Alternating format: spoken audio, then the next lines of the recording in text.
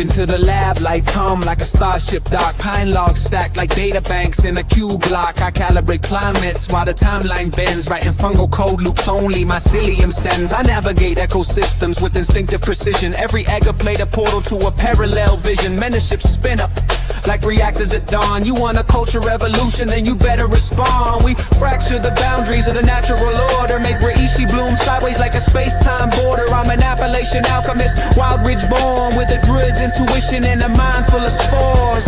Keep spawning culture. We're the network underfoot, the unseen sculpture. Keep spawning culture. Hello, everybody. Is the sound coming through? It is coming through. Check, check. Excellent. Well, welcome, everybody that will be joining us. We're going to give everybody a couple of minutes, but this is your host, Andrew at Mossy Creek Mushrooms. And we have an exciting day of Q&A ahead of us. What's up, Exception? Glad to see you on.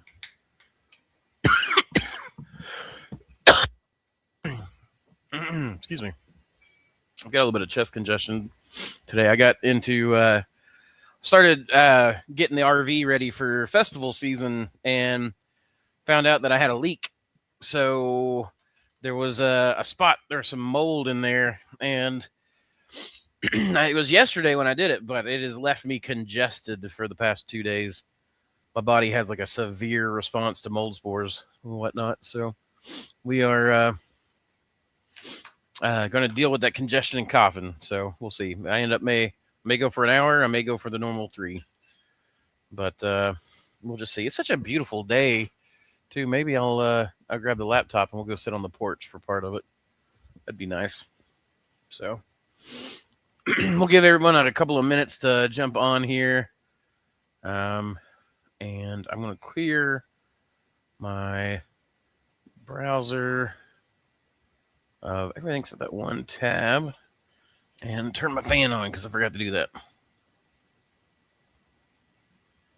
There we go.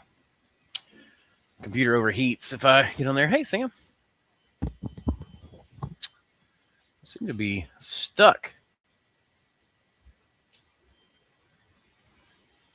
The stream does. Yeah, it's weird.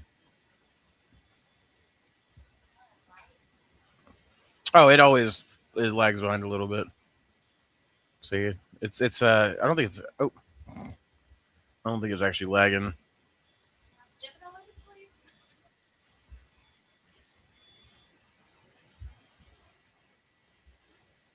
Though it is not the quality is not that great though. It's only 1080p. A little fuzzy.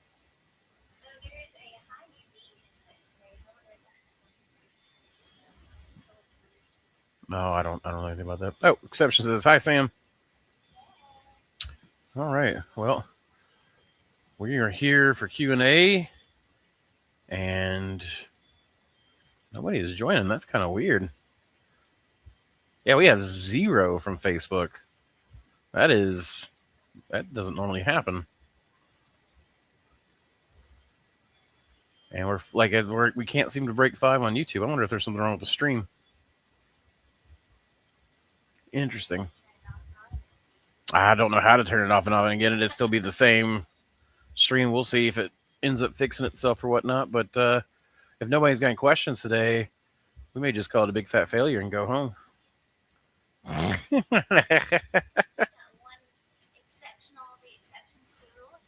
Well, yeah, and I assume Nerd will be on soon and whatnot. But you got to go. Love you. Oh. Don't read this out loud. Okay. Got it. Roger. Safety first. Safety first. Enjoy. You guys want to close the gate behind you? Thank you. All right. I set a special reminder. Maybe the regular notifications didn't come through. That might be the case. That happens sometimes. It seems like people are starting to build up now all of a sudden. Sometimes, so the YouTube's buffers are weird, and there's been some some stuff going on with YouTube the past couple of days, and I didn't actually really get a look at what the notifications that they sent me were. But I know they were talking about some stuff was happening. So we'll see. Let me check my personal account. Got the notification 35 minutes ago. But I did hit a reminder. So I don't know. We'll see. As people get on, they can get all the questions. You got all your YouTube notifications. It's just weird. And normally, maybe it's just too pretty outside. Maybe people don't want to do it at 5 o'clock. Maybe I'll have to start doing it later. I was actually just talking to Samantha that I might start doing. Hey, Nerd did join us. Mine was working normally for once. Yeah, YouTube's been acting really strange, but it seems like I don't know, things are smoothing out right now. Let's see. Yeah, the notifications aren't. I don't see anything about anything being too upset. No, like issues with the streaming software or anything like that. So, oh, where did it go? There it goes. So, well, cool. I don't really have a ton to talk about, so we'll just see how it goes. We'll discuss some updates and see if people get on and start asking some questions. Again, like I said, I'm dealing with some chest congestion from the mold. I got into it during a remodel on the RV yesterday. Working to get it ready for the festival season. The frame had some couple of popped aluminum welds that need to get done, and I got an RV tech to do that one. And some of the rewiring of the electrical, we got everything off the smart board and then back to toggle switches, which thank God I cannot stand the smart systems. Got into the mold because our hot water heater had developed a leak. So I'm actually I cut the valve off for that. And I'm about to cut it out, pull it, and then I'm going to completely remodel that bathroom because RV bathrooms are stupid. And I want to set it up more for boondocking because when you're going to these mushroom festivals, a lot of times it's easier to just boondock. So we're thinking about removing the refrigerator and the furnace and putting in a wood stove area for that during the winter time. And then, of course, we'll keep the gas stove. I'm about to cut the entire galley out, and I'm going to install a stainless steel sink. It's like a deep basin sink with a good, nice, big, tall arch. Easy to wash, but also easy to hold a bunch of water. And we'll get all of that set up. I'll get it fitted into the drain and bolted to the floor. So it's going to be pretty cool. It's going to be quite the touring vehicle. And I got everything back onto toggle switches because the RV that my grandfather bought an RV when I was in middle school. And then at some point, I think it was high school, first year of high school, took like a bunch of me and my cousins all on like a trip out west. And we went and visited. We just toured for months. And I remember that one had toggle switches. And man, I miss I like toggle switches. I like roll up windows that roll with the hand cranks. I guess I'm just too old school. I hate that these smart boards are going into everything. You have one issue and the whole thing becomes a brick. So in your 50-50-50 bags, are you adding spawn or only using LC? I mean, we do it either way, but we don't do both in the same bag. So we do primarily liquid culture inoculation, but we have sometimes we go spawn to spawn if we have to. But that's not the way we normally do it. We don't do it that way very often, since we sell spawn. But a lot of times, the 50-50-50 bags will spawn it, and we won't shake we'll liquid culture it. And we won't shake the liquid culture in for a couple of days. We let it kind of grow a spot and then grow in. Goodness. Again, if I end up having too much of this, we'll call it. The more I talk, the more it loosens up, it seems. I found a super old dry plate of lion's mane. I revived old lion's mane years ago on regular agar, but was wondering if water agar might be something to try, or is it just applicable for old spores? No, I mean, so when you're trying to revive something, water agar, I imagine, might be more difficult. I would try it on both. I mean, there's no harm in trying both, and water agar would be cleaner, I guess. But if it was a clean dish, if it's dried out, there might be some micro tears in the parafilm that you can't see with a naked eye, but would be big enough for mold spores to get in there. Sometimes you get that. Old agar plates will get mold spores in them from time to time. So, because parafilm does eventually dry and crack. But I would try typically a nutritional agar first. But if you've got enough tissue to try both and see if it'll work. Lion's mane is pretty tough, but water agar would probably still rehydrate it. But a lot of times when you're using water agar, you got to use something like a little bit of the old substrate, or spores. Spores have their own. They got a little bit of energy built up into them so that they can grow somewhat. But typically, you got to have something to act kind of like a fat reserve or something. Like, it's hard to put mycelium on water agar, just straight mycelium, and then have it go with no nutrition. One of the things you might try is like a charcoal-based water agar. You want to put some nutrients in there. We sell a culture cleanup mix that people use to revive old stuff, or we use to clean up cultures. And that's a charcoal-based one, so it's a black gar, as they call it. Yeah, I mean, that's something I would do, is you would want to add some sort of nutrition, even if it's a nutrition that is a little harder to eat than sugars, because sugars are just carbon base. You could do something like charcoal's a carbon base, and then you got to add some other stuff. You could even add some easier to eat materials, but you would need A, would need to stand up to sterilization, and B, you would need to make sure that it can be consumed by the white rot fungi, but not by other fungi, yeast, and bacteria as easily. So, but yeah, that's the way. That's probably the way I would try, is on the culture cleanup mix, or a black gar mix. And there's a half a dozen different ways to go about that. Let's see. Oh, to the wrong website.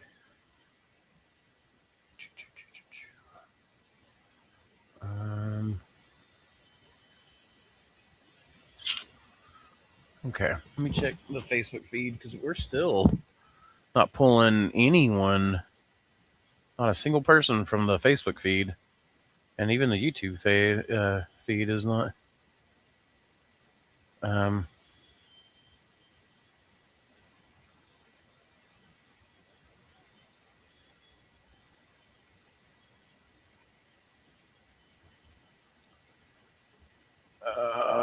Okay. Yeah, I don't see it on my Facebook.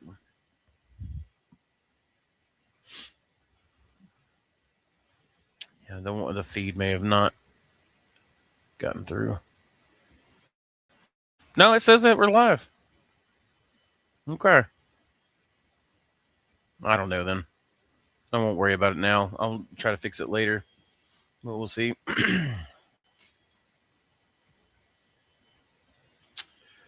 PB says, I've been away for 2 years, and I just started testing LC syringes close to 3 years old.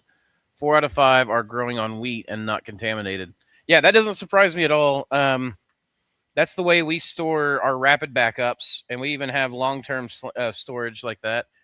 If you've ever heard of Castellani storage, the idea is that you can put mycelium or spores into sterile water, and it'll kind of go into a stasis, and you can pull it out years later, and it'll still work.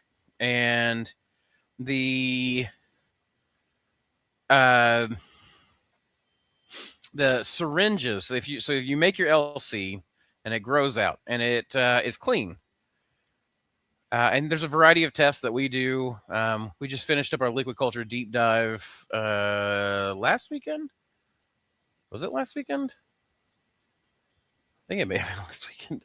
Yeah, it was on the 7th. So 5 days ago. We did our liquid culture deep dive, but we go into this. We go into all the tests and quality control and stuff you do. But you can take those syringes and cap them off, and they'll store for years. It's basically a Castellani storage. It's just you have to wait and make sure that the nutrition gets used up, and then you pull your syringes and cap them. So anymore, when Samantha and I run liquid culture out, we're actually processing through all of our old liquid cultures now, uh, trying to see what's still good and what's not on the stuff that's been sitting on in a bioreactor for a while. But we go through and we'll pull a few rapid backups. If we need something for inventory, we pull inventory, but we drain the whole jar now. We no longer let liquid cultures sit and sit and sit. We don't pull them as needed as often anymore. We pull a whole bioreactor, and that's actually helped us keep stuff in stock and ship a little faster than what we used to. But B, it allows us to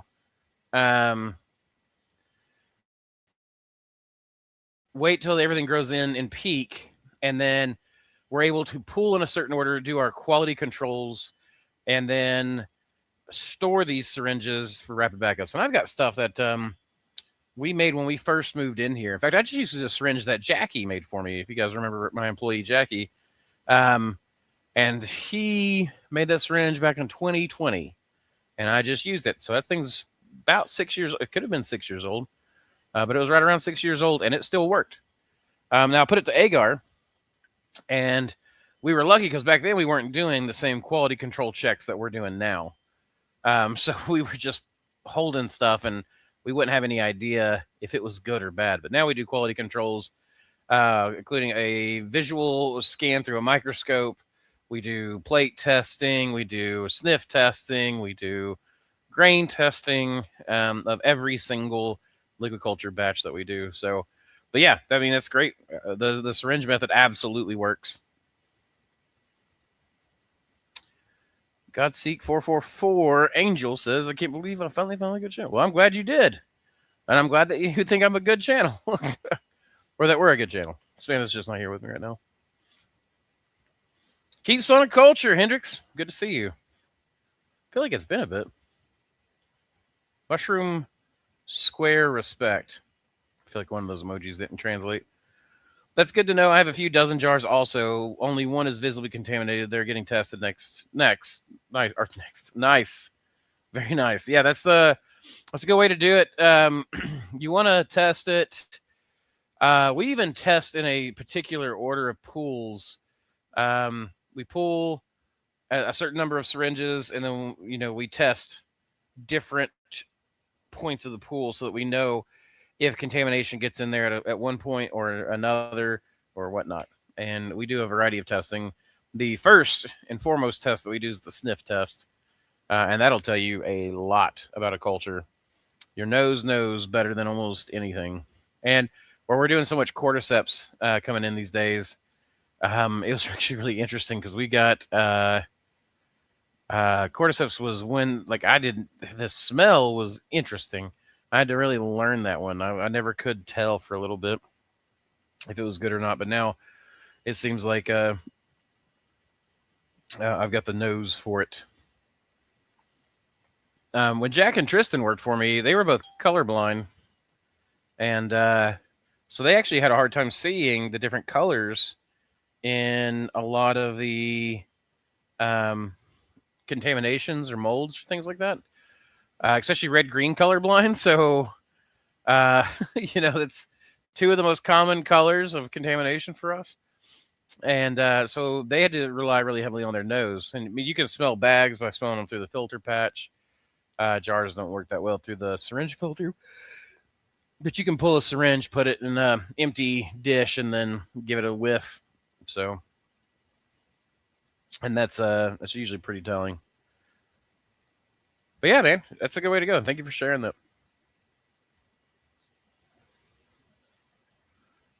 Okay. I'm caught up again already.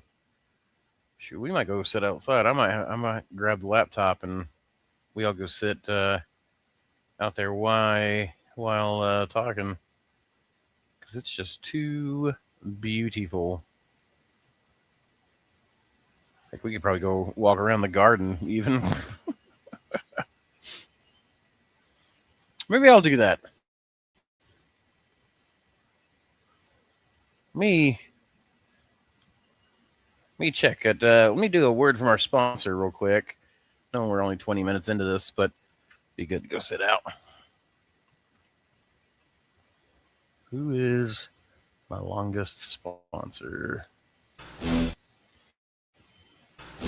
Imagine a world where the most unique, rare, and powerful mushroom strains are preserved, studied, and shared with growers like you. That's exactly what we're building with the Mycologeum, a living archive of fungal biodiversity, sourced from the wild, expanded in the lab, and made available for researchers, growers, and curious minds alike. But here's the best part. You can be a part of it. If you're a bioprospector, a forager, or just someone who loves finding cool mushrooms in the wild, you can send in your samples. If you send me in a wild mushroom and I can successfully clone it, I'll send you back a cleaned up culture of it. If you send me a culture that you've already cleaned up yourself, I'll send you one for our library, ready to grow, experiment with, or add to your collection. That's right. Culture for culture. You help expand the library, and you get something amazing in return. The goal? To preserve fungal diversity, to give people access to new genetics, and maybe, just maybe, to discover something truly groundbreaking. So if you've got an interesting mushroom, a rare find, or a strain that deserves a place in the archives, send it in. Let's build something incredible together. The Mycologeum, preserving fungal biodiversity, one culture at a time. Want to learn more? Hit us up, shoot us a message, and let's keep spawning culture, y'all.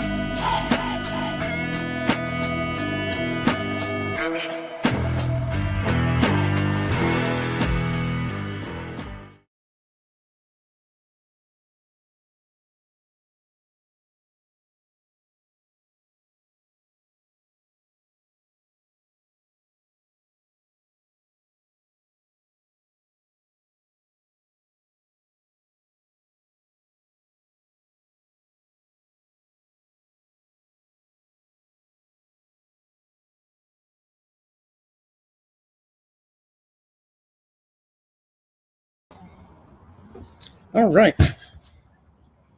Well, maybe I should sit with the garden behind me, huh?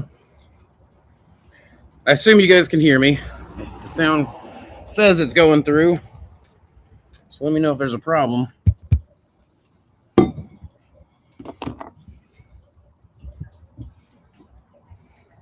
I'll just use you guys as a monitor to see if anybody comes through the gate. Okay, so we have the great outdoors is my office. I would like for it to be my office. I'm working on it being my office. I've been working for a while trying to figure out how to make the outdoors my office. It is a little cooler out here than I was initially expecting, but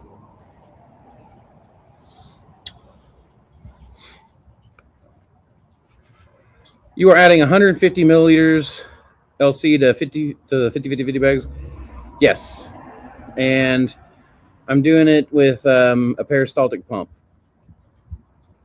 So, hopefully the stream's not super choppy out here. It looks like it's getting a little choppy.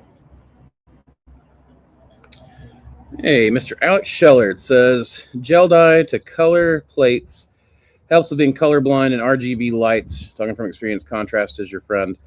Yeah, so we started coloring plates probably the last year that Jackie was here. We don't do it anymore. We used it to, like, it helps even me see bacteria and stuff pop. So, there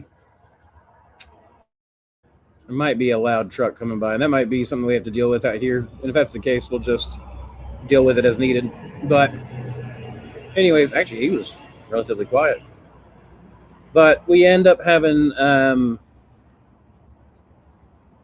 no need really for because we were able to see the bacteria and stuff, and a lot of the things we're working with now, I don't really need to see it as easily, so we just stopped using the gel food coloring. But I loved gel food coloring and used it for years and years and years and years because A, I liked the look of it, and B, it did help like bacteria pop. Bacteria won't eat the gel food coloring. At least it slows the mycelium from eating it down, but mycelium will clear it. And so it was easy to see if there was bacteria under the mycelium because the color would still be there, even though the color surrounding it would be consumed. Excellent. I'm glad that it's good. Yeah, it did seem like it got choppy for a second, but now we're all right. We got the garden behind us over here. So you can see the right here's, oh, there we go. This is the pond. These are the trays I've got, and I put a couple of mushroom blocks in there and kind of smushed them up and let plants grow in them. I've got watercress in that first tub, and then the second tub I've got a variety of things, but it's mostly aquatic mint at this point.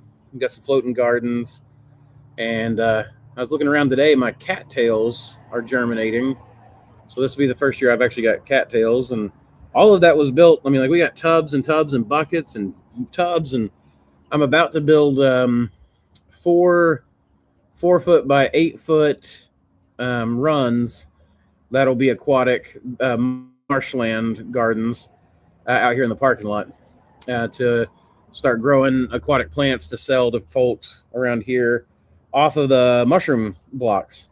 So the mushroom blocks work really, really, really well for that. And then I'm using some of this these different things to grow different microorganisms for the aquatics trade.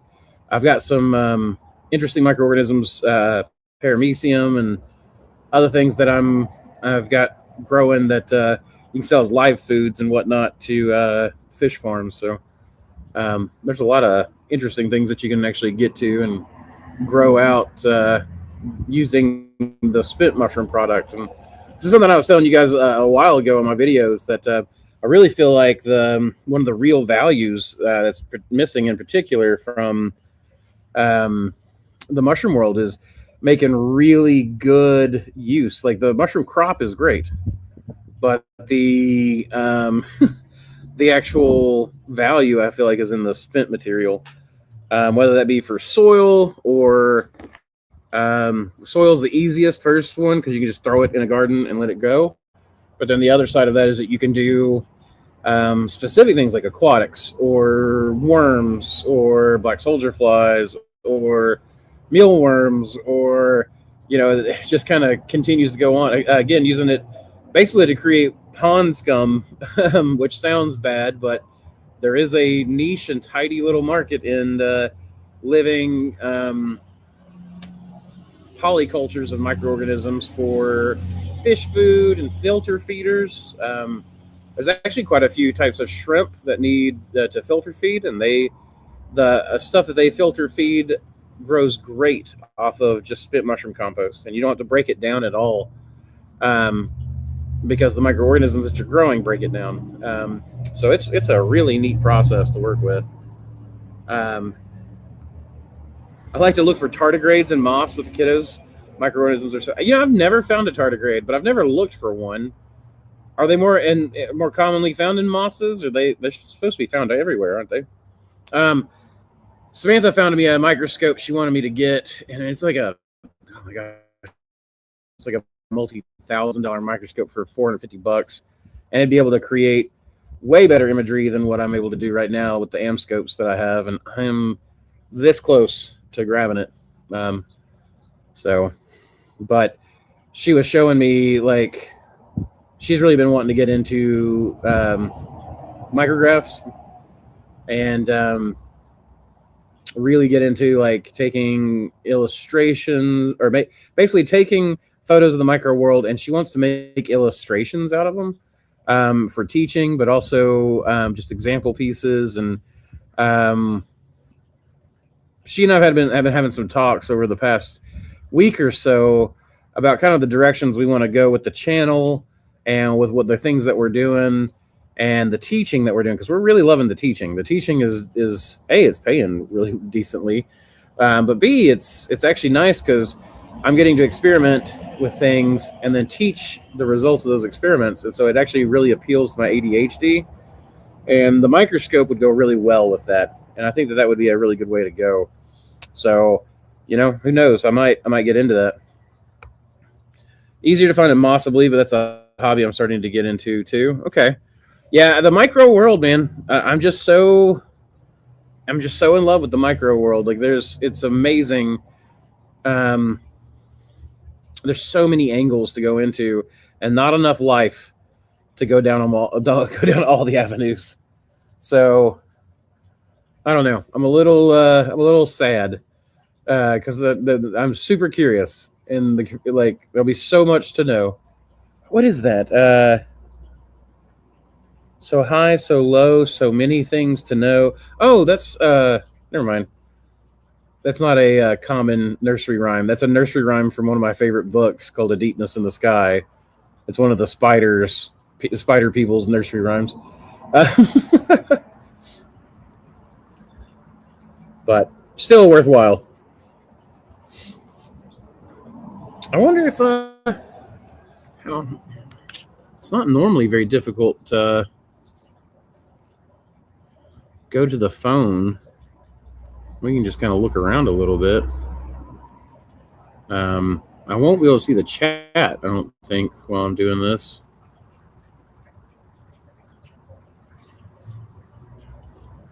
Let me try this. We're going to play around with a camera.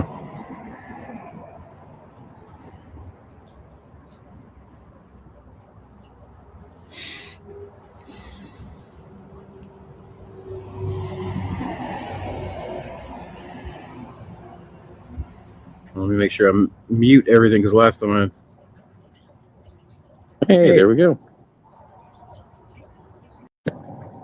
All right.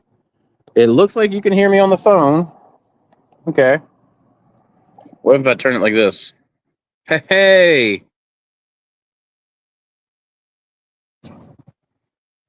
Okay. Let's see how this works.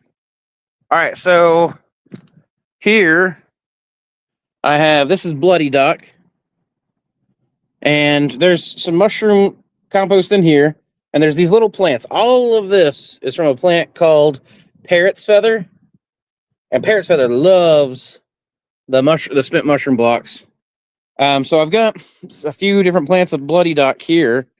And then this right here is called Sweet Flag. It's actually a type of ginger. Or rather, it's like aquatic ginger, basically. It tastes like ginger, smells like ginger, all of that kind of stuff. So, let's see. Here, I'm going to be careful. I'm scared every time I bring my phone around water. This is all watercress, and I actually just went and harvested this, a bunch of clumps over at a spring where I go fishing. I'll be there tomorrow. And that spring, we just collected these things, and you can see all the new roots here. Yeah, right there. So you've got all this older material, and then the roots that are white and coming out. So this stuff has bounced back. Amazing. This is one of the things I like about aquatic plants. And we got different bog gardens, all spent mushroom sub, except that's my cigar from yesterday. The bogs don't mind the cigars. Here's more of that old Parrot's Feather. And so what I'll do is I'll come and I'll cut this. And you can see all this scummy stuff, but this is actually really good. It looks bad, but this will be really great for whenever we bring in all the aquatic plants and plant them from inside. That's just a waste bucket. That's just a solar panel. That's running I've got a little pump and battery there that aerates the water. And of course, this aerates quite a bit as well, just flowing through. And those big lumps in there, that's charcoal. That's just literally charcoal that I made in my charcoal kiln. And then this is, you can actually see some of the old Right there, that's oats. That's an old oat, and this is, I think, well, you know what? I'm sure we can get in there. Some of this stuff is still breaking down. I gotta remember, right is left and left is right. So you still see some sawdust there. This was a shiitake block. This was a shiitake block, and all of this is aquatic mint. This is a little bit of the sweet flag I was telling you about, and this right here is that's plantain. That's the herb plantain, but it's actually the purple plantain. I didn't even know there was a purple variety till last year. And then we got goldfish in here. They always are out in the morning. Then usually in the evening they're down. And things like hornwort. And this stuff grows so fast that I use it like a living mulch. I mean, not a living mulch. I use it like a green mulch for different plants. This is spent mushroom blocks with water iris and pickerel rush in it. We have water lilies growing on spent mushroom blocks. This is also spent mushroom blocks. And we got a fig and mints, and I planted maybe 4 different species of dandelions in here a couple days ago. These are bogs. This is all spent mushroom sub as well. This right here is that little weird white mass with the green squigglies. That's actually cattail seeds. So that was pretty neat to see. We got water irises back here, water chestnuts in that last bed. These 2 are usually duck potatoes, which is an aquatic food source. We got more sweet flag, more water irises that I needed to divide. See, here's bloody dock, and this is a mature plant. But you can see I've got bloody dock there, some more here and there. There's another mature plant. All that bloody dock needs to be divided up. Divided up and placed in more buckets. And then, of course, I grow aquatic plants around these, and I can grow terrestrial plants in the buckets, kind of like a what they call a chinampus. This is like my modified mushroom chinampus beds. This is all spent mushroom substrate. You can still see partially digested oats from grain spawn. And that has got water iris growing in it. This was dwarf papyrus. I just let that rot further in there. And the plants just go crazy for it. And you can see even more as it goes. I've got to scoop all this stuff up. But here's mushroom blocks thrown in our roses. And they'll rot down. And any water, that as long as it doesn't have a cleaner like bleach or something in it, as long as it's just like rinse water, old water from the humidifier, draining the boiler, that kind of stuff, all that water gets vacuumed up and put in these bins. And then it kind of leaks out. So I got to scrape all that back up. There you can see some spit mushroom blocks. And here is spent blocks and grain spawn. And this was actually, I was digging in this earlier, looking for, these are coffee filters. Yeah, here you go. You can see all that, the oats. And it creates quite a bit of warmth, and the moisture is good. And if you go to the right spots, probably you want to be near fresh material. But right here, yeah, first hand scoop. There's worms. Yeah, you can actually see that dirt move.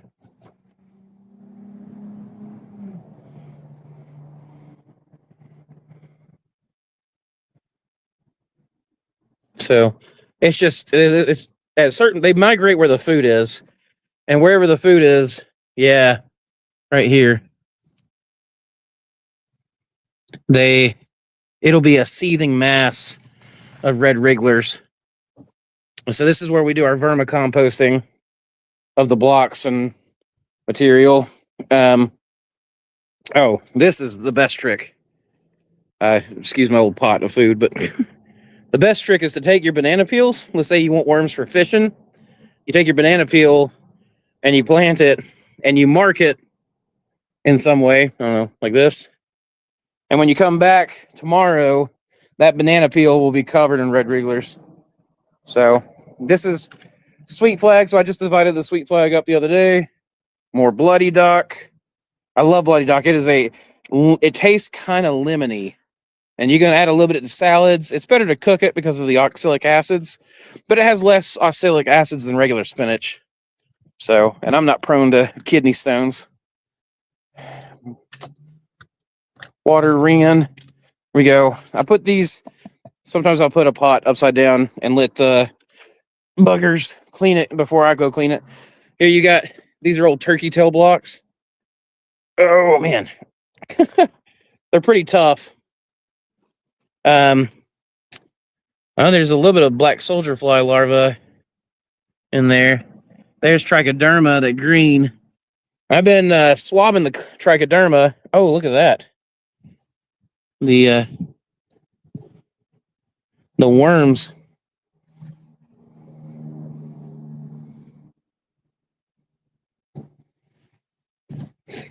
So that's the beginning of my gardens. Here I've got to clean up the rest of this wood, and get all of this still needs to be inoculated, and this needs to be milled. Let's see. We'll try not to lose the network. The stream won't end. You may lose me for a second, but you can see right there the X. This is how we're inoculating the logs for the most part, except now I'm doing a single kerf. So you can see right here how thick my fingers can fit in it. So I'm just cutting right in the middle, about halfway down. And that allows me to pack the very center of the log with mycelium, and it grows the logs in so much faster than your regular plugs. I would never teach that method in a casual log class. I feel like the plug method is safer for people who are unexperienced with chainsaws and stuff. But the kerf method is what I use for myself. I got quite a mess I got to clean up here. Oh yeah, and I've been lifting weights out here. It's a nicer view to lift weights and see all that, the mansion and stuff, than it is to see the inside walls. All right, there we go.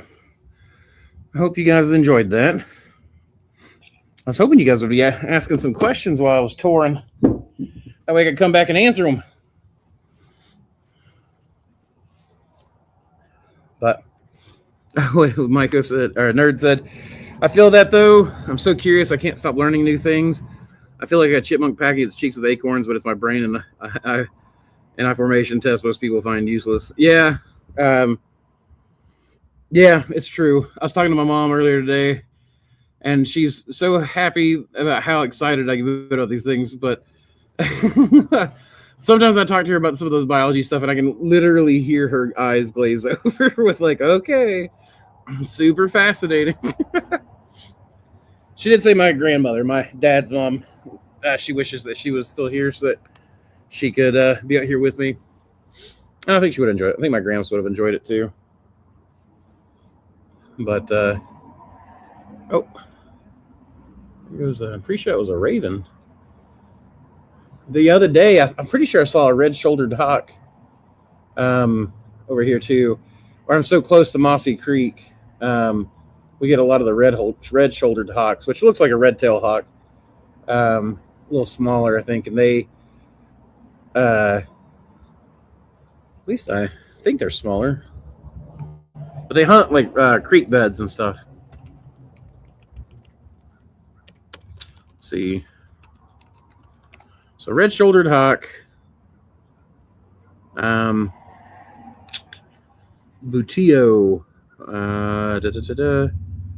It doesn't say. Sign of tall woods and water.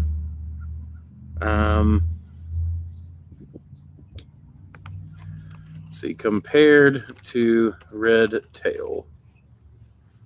So they are smaller than the red tail, but they're larger than the broadwings. But yeah, we ended up having a one flyby here. I was pretty sure, and I always like seeing those. So I always keep like a half ADHD eye to the sky to look at what kind of birds are coming through.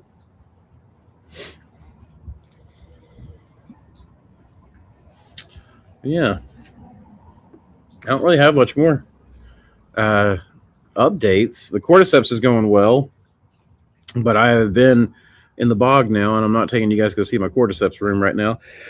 Plus, the cordyceps room needs a lot of work before I show it off next month.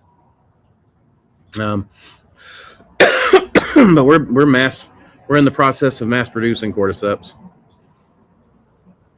so we're going to have hopefully quite a bit in the very, very near future. Let's see.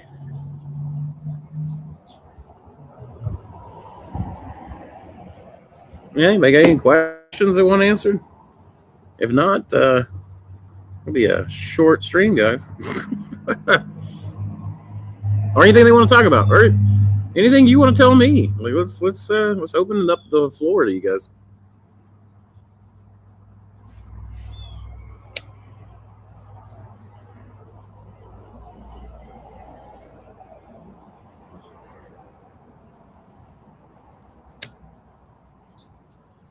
Huh? Yeah, 1 second. All right, guys, 1 second. Go ahead and put whatever you want to talk about in the chat. I'll be right back.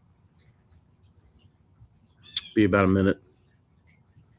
Introducing the future of mycology, Dr. Silurian's Elixir of Mycelial Mastery.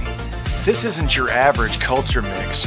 It's a revolution in a packet, crafted for the dedicated cultivator seeking unparalleled growth. Experience the visual alchemy of this masterful brew. As you mix 10 grams with 500 milliliters of water, watch the solution transform into a rich, amber spectacle, the hallmark of a nutrient-dense sanctuary for your burgeoning mycelium. This is where vibrant color meets vibrant life, setting our elixir apart from the ordinary clear liquid cultures. Prepare to be captivated. Mix 10 grams of Dr. Silurian's Elixir with 500 milliliters of water, add a stir bar for thorough integration, and sterilize the blend at 15 psi for 45 minutes. Once cooled, introduce your favorite culture into this perfectly prepared, nutrient-rich environment. Watch in awe as the elixir works its magic, unveiling a mycelial masterpiece before your eyes. Choose Dr. Silurian's Elixir of Mycelial Mastery for a mycological adventure that's as visually enchanting as it is potent. We're back. So, I'm thinking about Samantha and I said we were talking about the different things that we're wanting to do with the channel. And I guess I can discuss some of that stuff with you guys, but I can't make any promises right now. The only question I have is, what scale did you like when you were doing commercial mushrooming? I need to upgrade mine, but I want to use one for interested. Like a scale to weigh things? Or what scale of farming did I like? So I can give you, pretty sure I can put a link in the chat. I've done it before and it's never hurt me. But I might be able to get you a link right to the one that I currently use.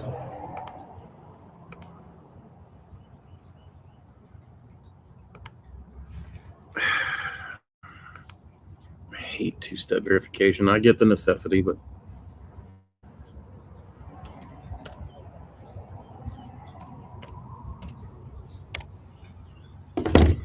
okay.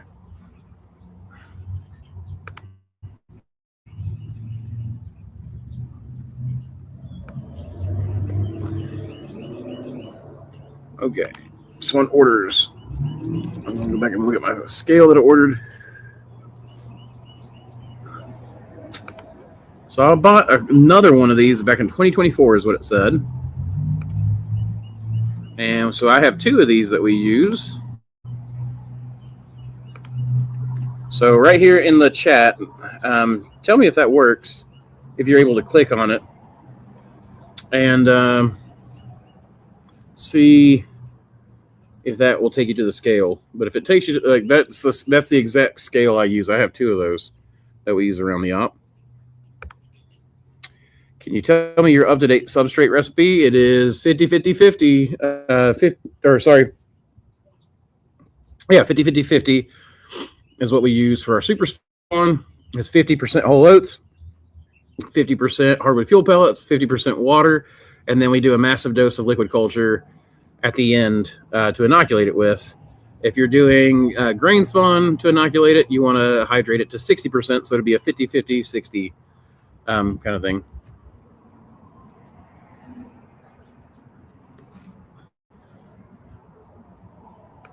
Exhaust fans? Did that link work for you? Or I'm assuming it did. So my fans that I have, these are off Amazon as well.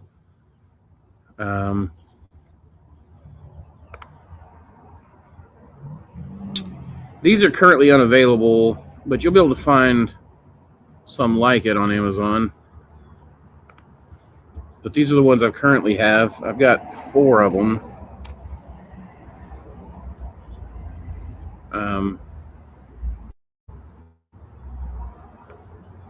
Oh, that acted weird. The link worked. Awesome. And then, dude, thank you so much for your content. You're very welcome. You rock. How's your spalting experience? So I got a bunch of spalting going on back there. We can go take a look at them. Maybe. I don't know if my phone will survive going all the way to the woodpile as far as like keeping the signal with the network, and streaming from data sucks. It's not normally as good. In fact, I've noticed this seems to be a little bit wonky, but spalting's going really well. I've got some logs that I'm about to slice a cookie off of. Maybe I'll do that on a live stream next week. If the weather's good, maybe I'll try to do another outdoor live stream. And we'll try to make sure the network covers the outside, because that's actually part of where the channel's going. And like I said, we'll talk about more about the channel goes, but hopefully I can show you guys what it's starting to look like with a cookie sliced out of it. I've got some other spalting strains that I need to throw into logs, and I have some ideas of how to do it with the kerf method, the kerf cuts, but we'll see. Also, what are you using for cordyceps sub? I'm trying a bunch of different things right now. I've tried about every sub every person's told me, from rice to mealworms to combinations to eggs to a bunch of different things. So we're the mass-produced recipe that I'm using was given to me in confidence. So I'm not going to tell you the one I'm using for the mass stuff, but I'm using everything else. I'll show you guys. I do have permission to share the cordyceps recipe in the cordyceps class that's coming up next month. Also, because people asked for it, I've had so many people asking for it, we do have another extracts class coming up. So I booked 2 classes next month. And I think the extracts will be on the 25th. Cordyceps will be on the 4th, I think. But we'll definitely be covering all that kind of stuff. So I'll share anything. I'm happy to share anything that you guys want, except stuff that's shared with me in confidence by other growers. But you can get there's a lot of cordyceps recipes out there. But the rice is what most people tend to use. I'm convinced the mealworms are going to be one of the best things. So I've got a couple of people working on mealworms. But there's a lot of stuff that'll work. So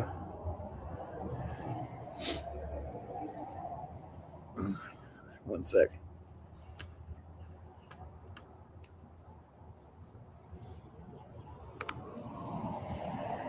Aaron Bristow. Hello there. I am doing very well, Aaron. Thank you for asking. I hope you're doing well as well. And you're wondering what I put in my LC. So the basic recipe that I share with people is 7 pounds corn dextrose, 3 pounds maltose, and 100 grams of peptone for a liquid culture premix. And then we mix that thoroughly, and then we do 10 grams per 500 milliliters.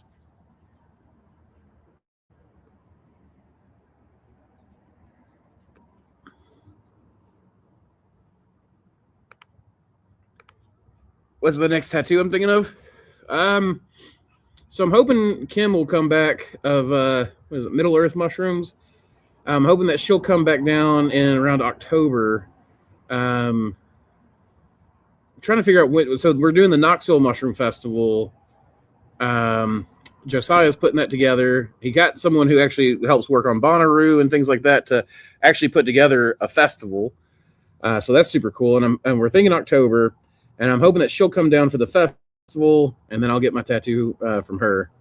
But she is the one that did this one right here that you guys see sometimes. And I'm not sure yet. I've got a bunch of thoughts. I've got a vulture that I want to do, like a knotwork vulture, and something Death Eater related, right? Something scavenger, saprobe, something, like that. The something like one of the recyclers species. So I'm not entirely sure yet. I've given it a lot of thought. This one I've got a bear, a jellyfish, and a vulture, but I think I'd like to do a bigger one. But then there's a lot of fungal stuff I want to get as well. So I might get a cordyceps tattoo, actually. That's not a bad one. Since this is the year I really turned to cordyceps big time. Yeah, I can absolutely.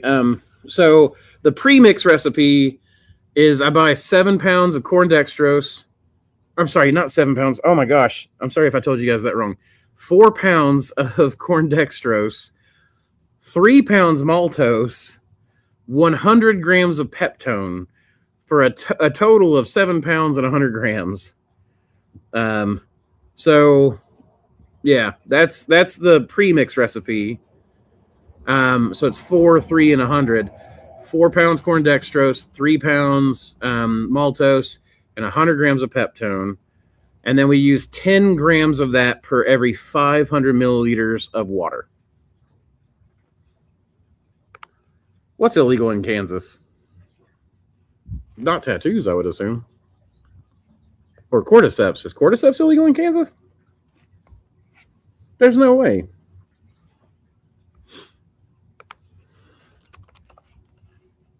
Is cordyceps illegal in Kansas?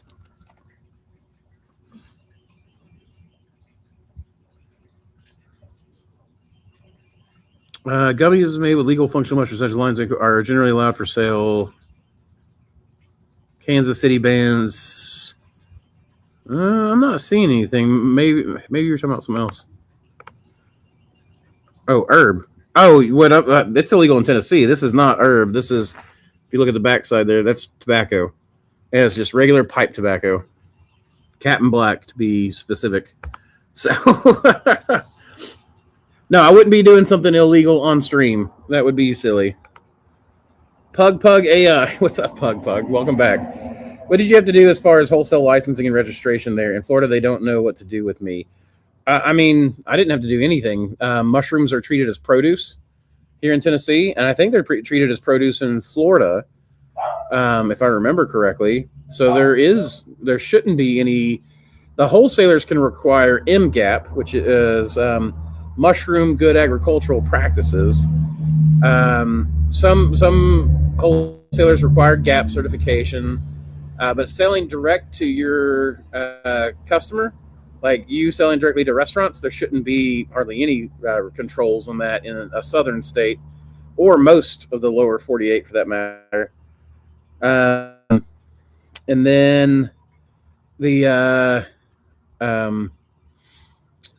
let me think. Like I said, some of them might require it. They're definitely going to require some sort of insurance, and your insurance will just tell them you're a boutique farm. That's usually the easiest way. It's like, I'm a boutique farm. I know we all hate that word boutique. It's not cool, but it is the legal terminology that gets you what you want. State Farm is usually pretty good about boutique farms. So, and it really just depends. If you're doing something like cooking the mushrooms, like here, even dried mushrooms, they don't ever worry about. There might be a regulation that's actually on them, but nobody knows about it or enforces it or cares. They just treat it like a bulk product, especially if you tear it. If you cut it with a knife, all of a sudden things become different. So you need, like, a single harvest cut with a knife is okay, but cutting in any other format is not all right. And then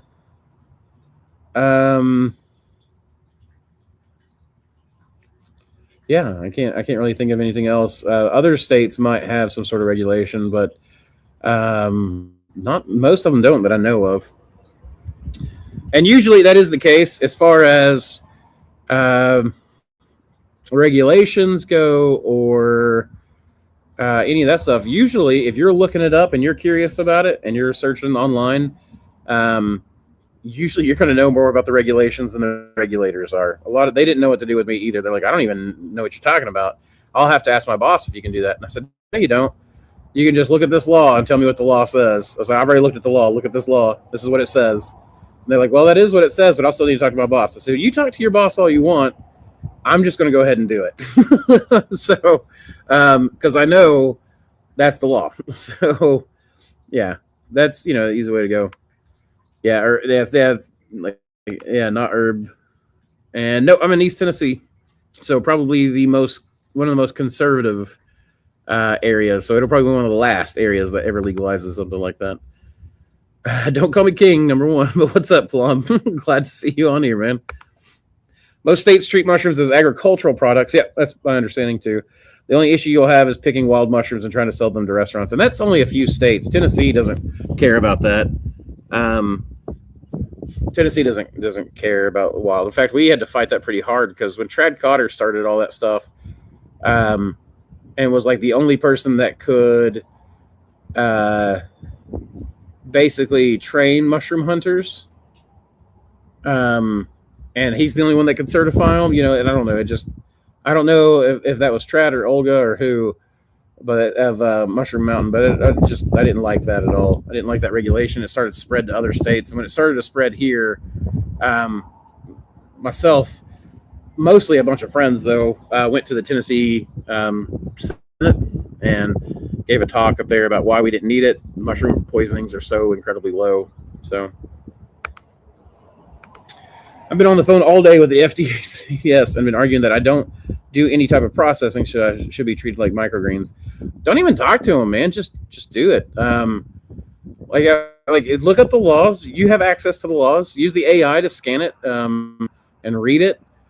Double check your state. Federal. There's nothing. So the FDA should not come into play here at all for you. The USDA is the one that should have that's the one that you're going to be the most concerned with. And for the people doing it across the entire United States, none of us are getting any sort of specialty license. You don't have to get a special license to grow tomatoes or anything else. In almost every state, it's up to the state, and almost every state treats it as an agricultural good. So you should be absolutely good. Do you have any tips for a small farm scaling? Don't grow too hard too fast, and make sure to give yourself some time off to not burn out. Don't spend money you don't have to, and be flexible and adaptable. Things that seem like catastrophes aren't going to be that way necessarily. Mostly it's the burnout that you're facing. It's not actually, most of the time it's not your profit margin. Most of the time it's not selling. Most of the time it's not anything. It's going to be just having realistic expectations of growth and whatnot. My cat is about to jump in a friend's van. I'll be right back.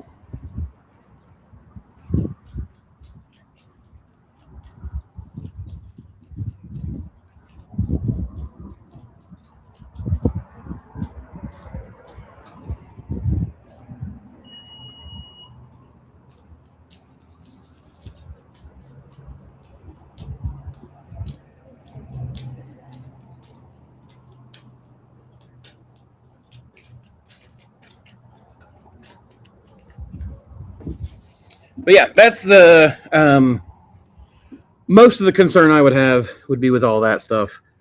It's almost always how this stuff affects you personally. You can deal with a lot of crappy stuff business wise. I will say it gets stressful. Here you go. Here's the single most important thing you can do if you're thinking about scaling up your small farm. Read the Lean Farm. Listen to it on Audible. Read it. Get highlighters and highlight sections that pop out to you. Have a color of highlighter that is I am weak in this area, and have a color of highlighter that is I'm strong in this area. That is one of the most foundational books for farming, in my opinion. So that would be the biggest thing, and that will cover a lot of what I just talked about. How do you think the wave of psilocybin's use going up is going to change commercial and micro farms? Do you think it'll be treated the way cannabis is? I don't know if it will be. I think people should be very cautious about getting into it.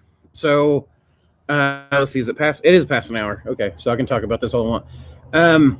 So psilocybin has the cubensis mushrooms, is what I should say, have a lot of good things going for them as far as like a business would be concerned. But I will tell you that you are already seeing so many places like in Colorado and whatnot that are getting into this, that the price is crashing hard and it's crashing fast. And a lot of guys who got like weed bros that got into the cubensis farming thought it was going to be easy money and that they were going to get to keep, I guess the market the way, like they haven't been able to do it with weed, but weed crashed kind of slowly. And I see it as people who got into the weed market too late to make money are getting into cubensis to try to make money, and they're doing it too late to make money there too. The truth is that if even like with Colorado making it legal, it's going to states where it is illegal very easily, very cheaply. I don't really mess with the stuff. I'm one of those few mushroom growers that got into it, got into mushrooms from the gourmet side and not the cubensis side. But I can tell you that I teach a lot of people how to scale mushroom farms up and how to use technologies and how to grow. And a lot of them were interested in getting into cubensis. And it's one of the easiest mushrooms to grow. So it's easier than weed. And if you're doing it illegally, it has fewer telltales that'll get you caught than weed does. You don't need all the high intensity grow lights and the thermal stuff that's going to, get you in trouble that way. So there's just it's my wife coming home. There's just a lot of stuff that makes it to where there's no reason why once it goes legal, the price should ever stay as high as it is. So it's just, I think that's how it's going to affect it, is that there's going to be a lot of people that get into it thinking it's kind of cool or groovy, not realizing it's a business. Once they get to the business, they're going to realize they didn't do any business research, and that's really not the greatest business to go into. That gourmet pays way more dividends. Gourmet pays a stable, consistent profit margin, and a profit margin that's like 85% profit. Like it's absurd. And that's oysters. You can get even higher with some of the more valuable mushrooms like maitake. And so it's just not a great thing to get into. I actually think it's going to do, I'm very friendly towards that stuff. I'm very friendly towards that. I have no problem with it. But I just think that it's going to end up hurting the market more than helping. So that's my opinion, at least. And I don't think, I think that it's going to be a while before, like it doesn't have the, hey baby. Well, not when you're facing this direction. I think it's going to have, it's not going to affect the way or be treated the way cannabis is, because cannabis users typically use regularly, whereas mushroom users tend to use once or twice a year kind of thing. There are people that microdose, but then you're talking about that single macro dose is now being spread out over months period of time, right? So I don't think it's never going to get the political will or the financial behind it to ever really be treated the way cannabis is, I don't think. And then with it being so easy to do and get away with, you're going to see it be done in illegal situations way easier. And again, like I said, the profit margin has crashed from what I heard from a lot of people. So now a lot of people are doing it as hobbyists. So the people who are breeding new varietals, that is one thing. But that is also something you're seeing in the cubensis world, is that you've got people breeding new varietals at a prodigious rate. So I'd say that's mostly already full. But thank you. Oh, thank you.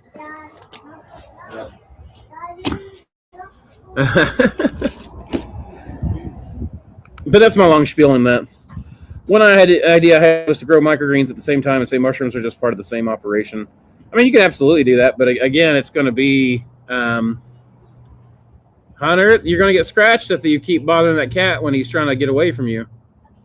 Hey, look, if you want the kitty cat to come to you, you got to get down low and reach out to him. See, he's coming to you. He's curious. He actually wants to be around you. There you go.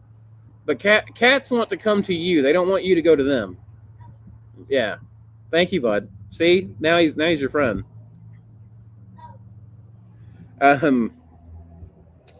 don't even think that that's necessary, but I totally don't think microgreens is bad. If no one's doing microgreens around you, microgreens is another high velocity, high profit margin crop that's fairly easy to grow and just needs you to be super consistent. That's really the only thing about growing oyster mushrooms or lion's mane and selling them, is more about the consistency. It's really not that hard to grow them. It's not that hard to sell them.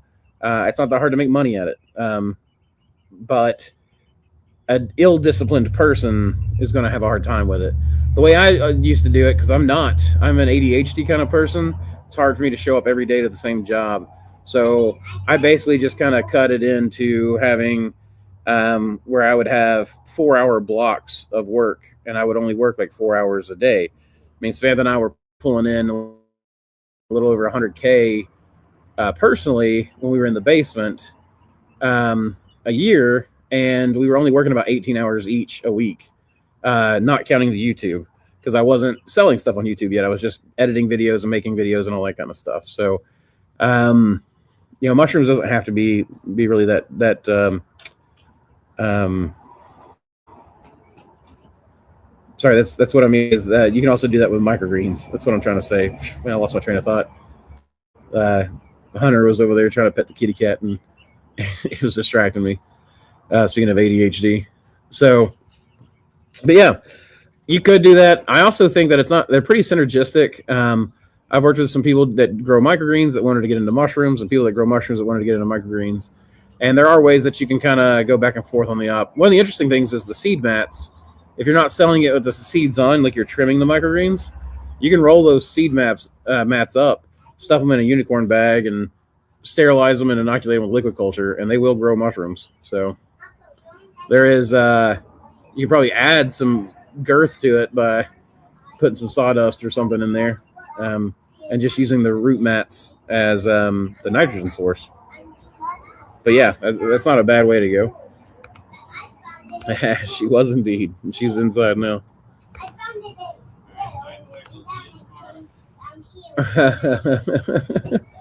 Guys, I think he said he's going to leave you if you don't get in the van. You're going to have to spend the night outside. Bye, Marco. Bye, Hunter. Bye, Miles. Bye, Ben. So my favorite lion's mane and oyster food recipe.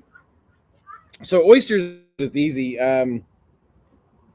My favorite thing was going up to the Appalachian, and they took an entire cluster of king blue oysters. This was on the menu, and they batter it and deep fry it, and then they serve it with like I don't know if it's like a spicy mayo or spicy mustard, or there's some sort of dipping sauce they've got that I didn't recognize the flavor but loved. And you just tear a hunk off that king blue cluster, dip it in the sauce, and eat it. And that was probably the best single type of recipe I've ever had for oysters ever. As far as lion's mane goes, my favorite is honestly what I would call like Asian soup beans or something like that. I make a kind of I always grew up with like pinto beans. So you just have your crock pot and what I would do is take the crock pot, and then you could add ham or ham bone. I add no salt in the beginning. I take lion's mane mushrooms and I just tear them up into bits about the same time you would put your ham in. And so you can put them with the ham or without ham. But you tear those up into little chunks, throw them in the soup beans from the very beginning. They will not overcook. And then I'll take low sodium soy sauce, and I add like half a bottle of low sodium Kikkoman's low sodium soy sauce to the pot. And I just let it cook until the beans are tender, and the pork has basically, the ham has basically cooked itself into an unrecognizable existence. Oh, there goes a vulture. And that's probably the best way. Then you add your fresh cut onions and stuff in it, and it's just like kind of like having soup beans at home. The mushrooms take up the flavor of the ham and the beans, and it's honestly one of my favorite ways to go. I have a hard time using all of those seeds for my greens. Yeah, that's why it's good to get something like oat grass is great because you can use the oats for spawn or for microgreens. Sunflower seeds, you can use those in spawn. They're high in nitrogen, so they work really well as a supplement, though they're kind of expensive. But you can buy like 50-pound bags of seeds to grow and for your microgreens out, and then your less fancy ones are what you're gonna find useful in both areas, but radishes and all that kind of stuff are really, really great. Do you have power backup systems like solar? I have small amounts of solar. As you may have seen if you were with us whenever we were running around the garden, I've got, I guess I should have showed my solar panel too. I've got a solar panel right, there's a line that's going right up here behind me that goes up to the roof. And basically the sun rises over here and sets right behind me. So this is a south-facing dock. And so we have all of our plant tubs and all that kind of stuff out here. And so when the plant tubs, like the aquatic tubs, would get the sun beaten down on them and hot, the solar panel would get hit by the sun as well. And it will start taking water from the bottom of the 300-gallon fish tank and pumping it through these top trays that are right here. And that just runs. And right now, the water is at a mere dribble, and that's because the sun is no longer hitting the solar panel. But the sun is also not hitting any of these trays, so they're no longer getting hot. So cool water runs through those roots. But at nighttime, when those plants would switch over to making, carbon dioxide instead of the oxygen, the trays shut off. And then my solar powered bubbler goes. But as far as like for the mushroom grow room, no, we don't have enough power outages to worry about it too much. I don't grow commercially anymore. So because I don't grow commercially, we just do supply side. I don't have to worry about crop cycles or anything like that. So I don't have to worry about a fan or humidifier or heater or cooler being perfect, except in the cordyceps room. And even then, if the airflow shuts off for cordyceps, it's not that big of a deal. It doesn't need a ton of fresh air the way oysters do. It can take higher carbon dioxide. So I don't mind if it shuts down for a little bit. And our new cordyceps grow room is our old walk-in. So I mean, you're talking panels this thick with foam, like metal on both sides and foam in between. So I don't have to worry about the cooling for a very long time. And at that point, if power's out that long, then we're in trouble. The fish farm that I used to work at down the road, when we had the water outages here a little while back, our whole city lost pressure and lost water, and they got it back on, but they thought it might be weeks before they could get it. The fish farm down the road offered me water. I have no doubt they would probably offer to charge my batteries and stuff like that. The fish farm has a massive generator. They have an old military base generator, and it's so big and so reliable that our local hospital actually asked to tie into their generator, their backup generator, and they did. So, I don't think I'd have much of a problem. I don't have a lot of systems that are super power dependent. Even my hot water heater here runs on propane and a DC circuit. So yeah, I don't need a lot of solar or a lot of power. But I do have whatever. I have enough to charge like our e-bikes and my electric chainsaw and my radios and all the prepper kind of equipment, but not. I don't really have anything for the grow stuff. If it gets down bad, I will be a primitive microbiologist in the dystopian into the world scenario kind of thing. A pan-fried lion's mane, heavily seasoned. That sounds great. Old Bay sounds like a great pairing with lion's mane. Very, very seafood friendly. Oysters probably would be too. All caps gourmet mushrooms down in Louisiana makes a blue oyster mushroom jerky that's called Blue with a Bite. And that is it's got like Cajun seasoning and stuff in it. Oh, it's so good. Plus, they have great accents. Grow Fresh Tex. What's up, man? The man, been too busy to catch a live. Aaron Smith made 2026 such a great year for our farm. Well, I'm glad. It's not even 3 months into 2026, buddy. No, I'm glad that it's been good for you guys. I hope it continues to go super well for you. Thank you for that call out. You ever consider growing and selling dehydrated mushrooms for shipment? Yeah, actually, we do. We do sell them, but mainly just wholesale contracts. But I'll probably be opening. I'm thinking about opening our cordyceps, lion's mane, reishi, dried mushrooms open to the public through our website. So I'll probably be doing. There's 4 main ones that we are doing. The cordyceps will be coming online in mass, so I don't really have enough to even sell wholesale right now of the cordyceps. But I think I'm down to like half a kilo. But we've got lion's mane, our golden antler reishi. Oh, and turkey tail. Turkey tail is the other one we're growing. And I'm actually trying turkey tail on the logs. We're trying something called log fragmentational fruiting. So you saw the big log that we inoculated with the kerf cut in it and then stuffed with our super spawn mix. What we're doing now is we're doing turkey tail in these big logs. And then I'm also trying some spalting, some bleaching. I'm trying to bleach walnut wood with turkey tail. But the turkey tail is getting put into logs. We'll grow those in. And then once they're grown in, the idea is that you take that 6-foot log, that 4-foot log, and you cut it into 1-foot sections, fragments. And then you place those in your grow room.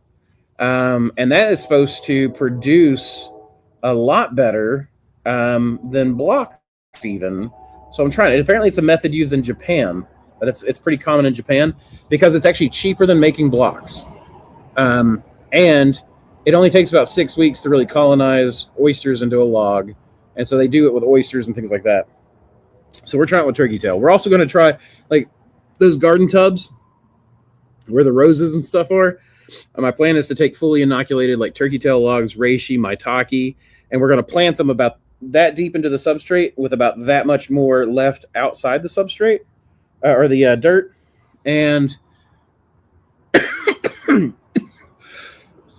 the hope there is that we'll get some nice outdoor fruitings on the logs. So, and then those will just break down in the beds anyways.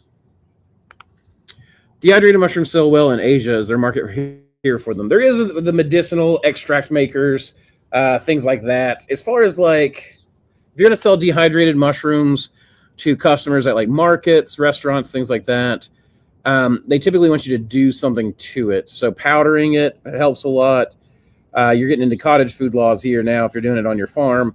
If you want to sell it to restaurants, it does take a commercial kitchen, but that's not really hard. If you've got a chef, a lot of chefs will let you rent their kitchen, rent their label or something like that.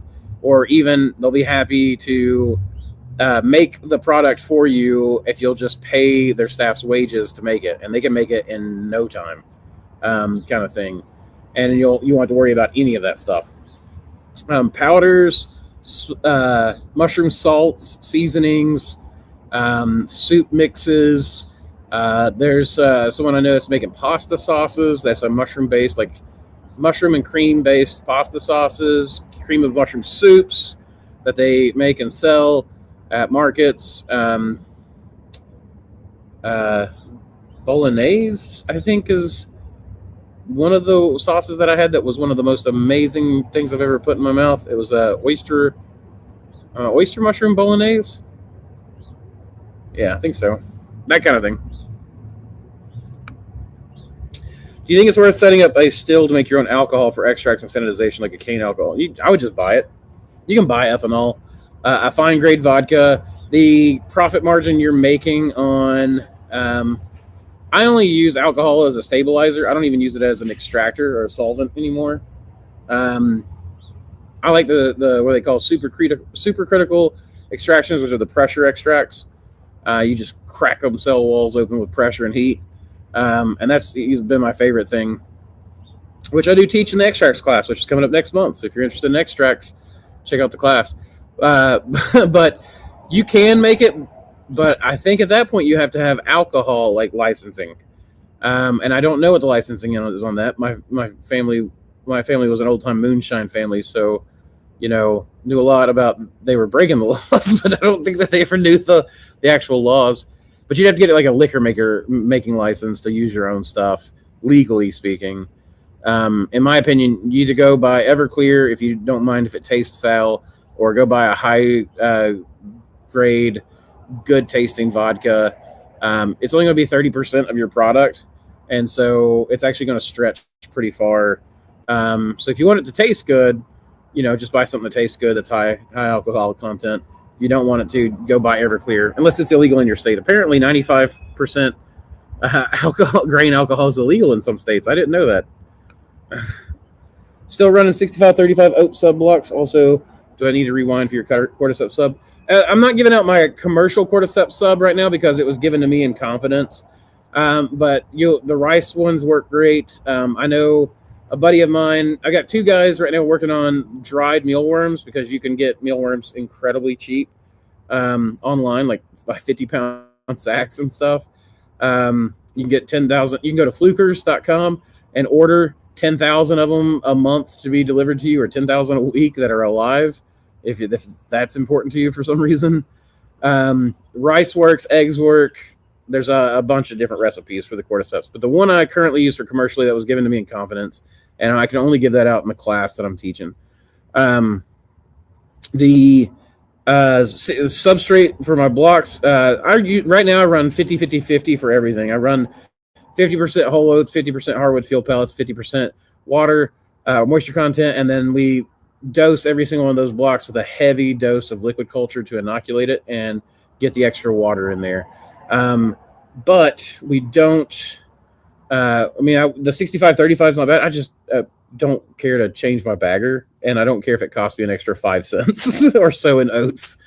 That's, I guess, the truth is I don't want to change the bag. I just go. I just want to. My kids, my teenagers, run the production, and it's easier just to give them bags and say, make this many bags, and I'll pay you later.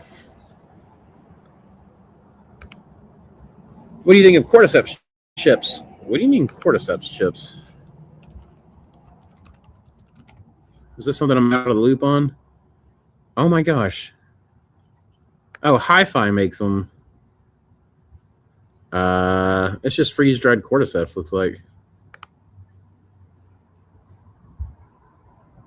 Oh, they actually have like Interesting, okay. Hold on. I am not familiar with this. Honestly, I would just say why cordyceps work so well in a drink. I guess people want to. Yeah, okay, it's chips. For the weight loss journey, it looks like it's something to do with India, maybe. I don't know. And then as far as Hi-Fi goes, to me that just looks like a freeze-dried cordyceps. Yep, freeze-dried cordyceps militaris. Yeah, I don't think anything of it. It's just looks like they're just selling cordyceps. I would just buy dehydrated cordyceps, I guess, unless the freeze dried changes the texture. $28 for 10 grams. Seems expensive.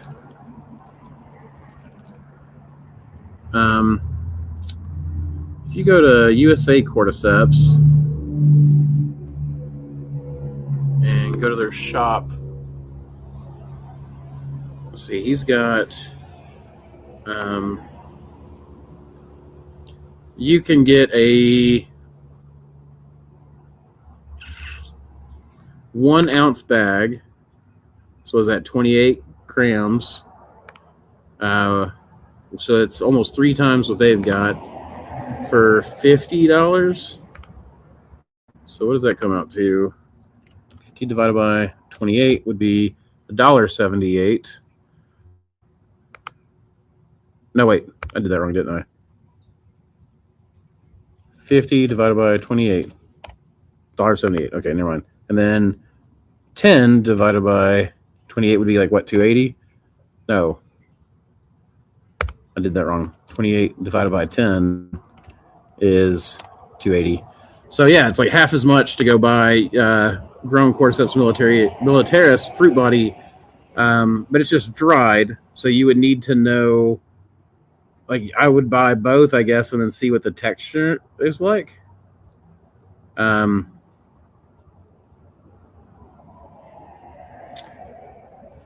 He dries his at 95 to 99 degrees for 26 to 30 hours. And that's the thing, is that they're cooked that way. You know, you can't absorb uncooked chitin. You can't break it down. So I don't know if freeze-dried would actually make it bioavailable or not. Does anybody know if freeze-drying actually makes it bioavailable? As far as I know, it might burst some cell walls, but it doesn't really... Well, no, freeze-drying doesn't necessarily do that. Yeah, I'm not really a big fan of freeze-drying mushrooms just in general. They look nice. They look nicer. Hello from Ireland. Big fan, first-time chatter. Welcome, Charles. Well, thank you very much. I'm a big fan of anyone who's a big fan for me. I only ask, I seem to be getting some weird morphology when I got up to 55% oats. Spawn, we're still running 50-50-50 spawn. Yeah, I mean, so... 55% oats. Yeah, I mean, like I'm not seeing much more weird morphology on the 50-50-50 mix. And you know, did you just see the weird morphology one time, or did you see it pretty regularly? Because sometimes there may have been something else, like a temperature change or something that affected your grow room. Not every strain is tested on that recipe. You know, probably the safest bet is to go to oat hull pellets. And then do like a 50-50-50 mix of that. I just like the whole oats because they're easy to get, and they break apart really nice, and the liquid culture takes to it really well.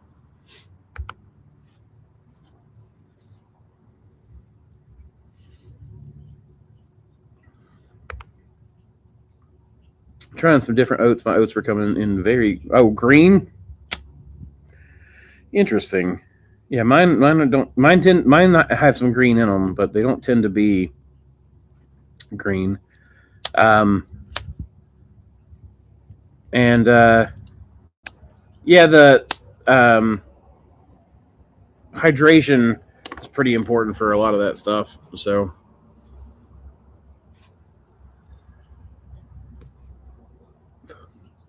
if you're doing a fruiting block and you're not using liquid culture, you want to do 60% roughly moisture content.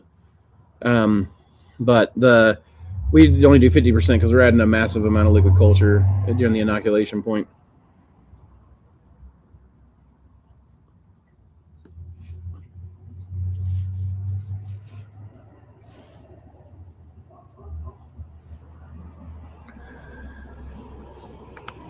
About 61%. Yeah, I mean that should be good enough. As long as it's not too wet. There are not very many mushroom species. Well, there's probably plenty of mushroom species or fungal species that like wet environments, because this whole aquaculture thing, the AI, the AI really got me interested in aquatic fungi, which there is a lot of, actually. There's actually a fair amount of. So that's going to be an interesting rabbit hole to get down into.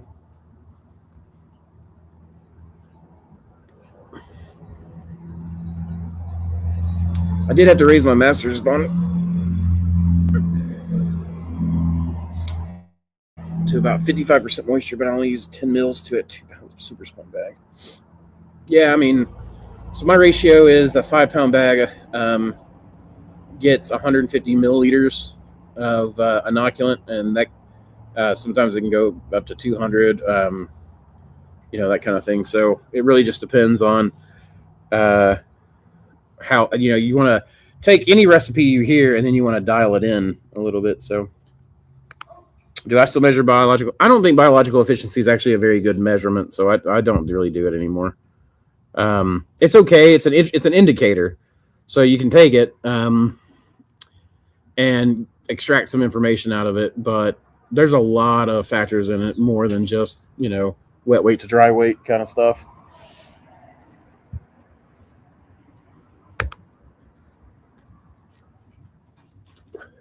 What did you start producing first? Gourmet mushrooms for restaurants or liquid culture or other? I grew oyster mushrooms, a farm. And then I went from the farm to breeding my own mushrooms for my farm. And then people found out about that and started buying my cultures. And then I started going into cultures. And then I quit growing mushrooms commercially. And I only grow them to test and to breed now. And I do liquid cultures entirely now.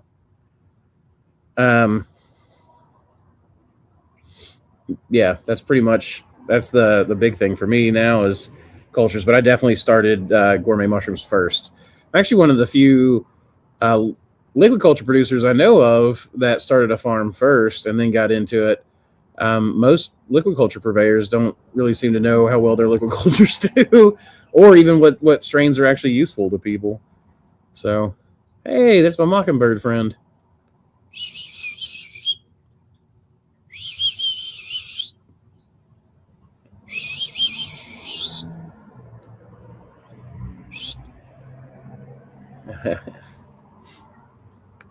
Uh-oh. The kitty cat's going for it. Oh, shoot. Don't get my mockingbird friend. You can get the crap beat out of you with that mockingbird now. Oh, man. I need to get a camera so I can start showing you guys the drama. You have your own AI API yet? I've been coding galore and have some awesome tools I want to send over to expect. I would love to try them. I use AI for a lot of things, but I don't do it for any coding or anything like that. And I've built modules. I've actually I'm late getting the extracts class. I made a AI module for my extracts, and I got it. I need to polish it off a little bit, and then I'm sending it out to the last extracts class I did.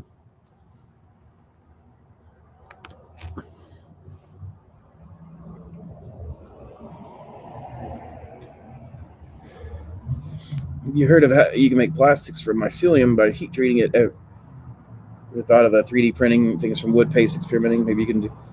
I definitely wanted to try that. I've started like dry spalts and wet spalts, and I've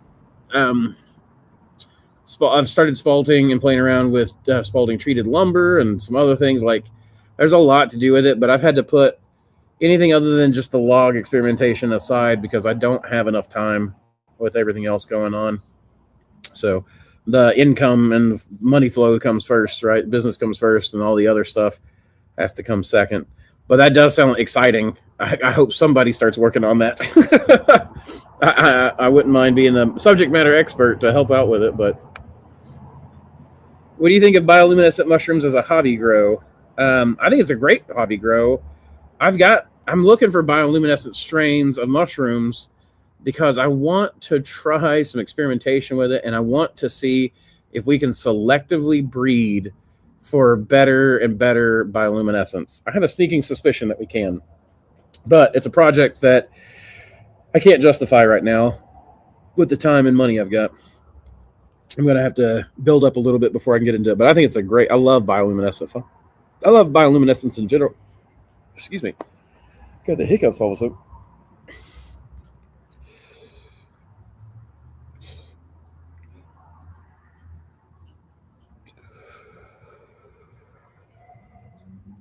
Buddy mine taught me that trick, and it stops hiccups instantaneously. Love it.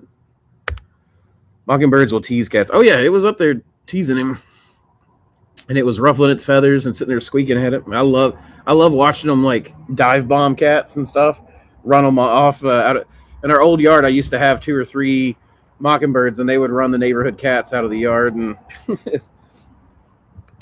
are there any edible aquatic fungus? I don't actually know the answer to that, and that's probably a hard one to find out. I don't think people have eaten too much aquatic fungi, but I will say, when I find reishi, I always find reishi near water sources.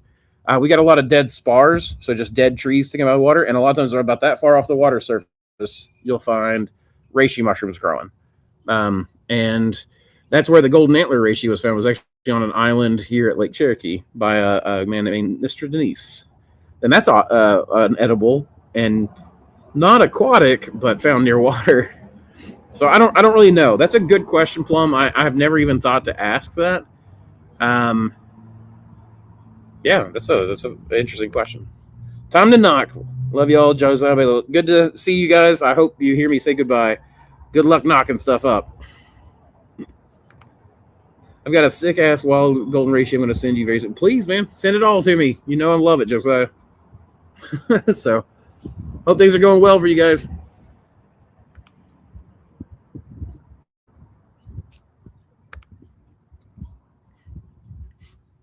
All right, guys, we're going to take a quick break. Hey folks, welcome to another sponsorship for the Mushroom Cast. We're always talking about dialing in your grow setup, and when it comes to humidity, there's one name we trust, House of Hydro. These foggers are an absolute game changer for mushroom cultivation. House of Hydro's ultrasonic humidifiers put out an incredibly fine, cool mist. So fine, in fact, that mycelium can actually uptake it straight from the air. That means better hydration, better growth, happier mushrooms, and better yields. And let me tell you, these things are way easier to vent around your op than setting up full-on plumbing pressure systems. No pipes, no hassle, just perfect humidity right where you need it. And when you're working with the best, you want the best support. John at House of Hydro takes care of his customers better than anyone in the game. If you ever need help, they've got you covered. And because House of Hydro is sponsoring the Mushroom Cast, we've got a deal for you. Use code MOSSY at checkout and you'll get a full set worth of free replacement discs with your order. It's up to a $50 value. Get yourself a House of Hydro fogger. Your mushrooms will thank you. Keep spawning culture, y'all.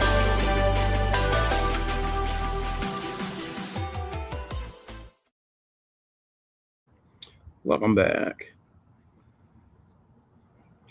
Have you ever tried growing blue lotus with all your water plants? I am this year. I grew some lotus out last year. We'll be growing lotus out this year. So I've got plenty of it. Did you forget your cup? Forgot it out here all night long. It probably has bugs in it. I'd pour that out in one of the... No? Well, it was pretty chilly last night. Do what? So I just played the House of Hydro thing, and somebody just asked, "Did Sam throw those fogger discs at your face?" He told me to. She said he told me to. I may or may not have derived some. Wait.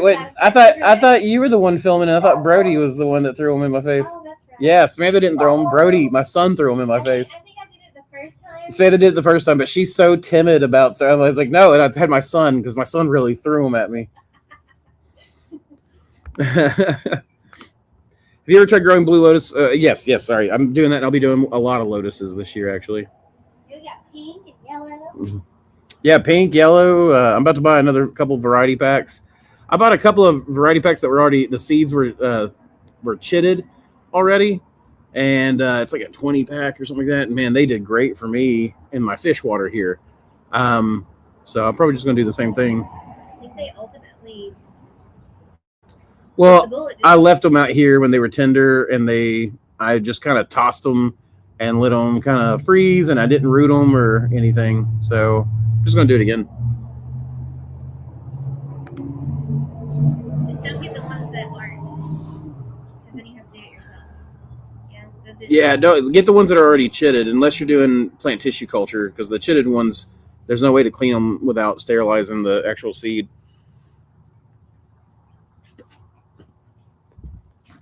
What makes chaga difficult to grow? Well, chaga grows within the cell walls of a birch tree, and it actually changes the cells to produce chaga material, right? And so those big lumps are actually a mixture of fungal and tree material.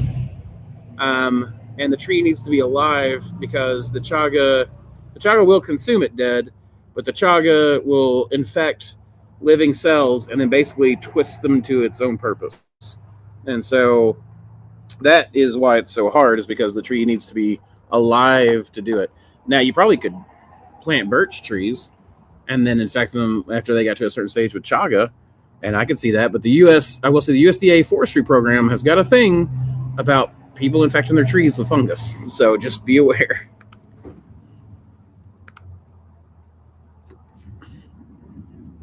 How well would creminis grow on fish emulsion? I don't know. That's a really interesting question, and one I probably don't have.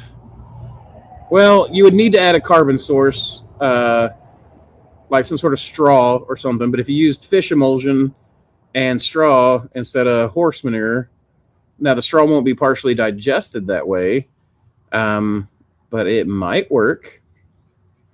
Now, if you're talking about, there's other dung-loving fungi that a lot of people grow that would absolutely grow on just fresh straw because it's more of a white rot than creminis are. What's chitted, like the seed is kind of cracked or filed down to where the embryo has an easier time opening the seed. That's called chitted. I'm pretty sure I'm using that right.